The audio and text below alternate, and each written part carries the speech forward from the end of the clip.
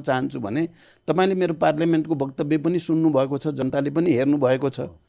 त मैले के भने मेरो अगाडि अब यो सरकारमा त घिटी गरेर सरकार चलाउने प्रधानमन्त्री भइराख्ने कि जनतालाई आशा जगाउन, जनताको पक्षमा, सुशासनको पक्षमा, विकास र समृद्धिको पक्षमा काम गर्न एकचोटि फेरि समीकरण बदलेर भए पनि जाने या राजीनामा दिएर बस्ने मेरो अगाडि विकल्प त्यो मात्रै थियो।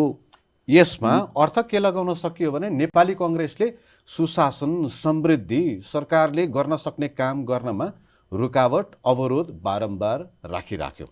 ठिक हो, साँचो कुरा त्यही नै हो।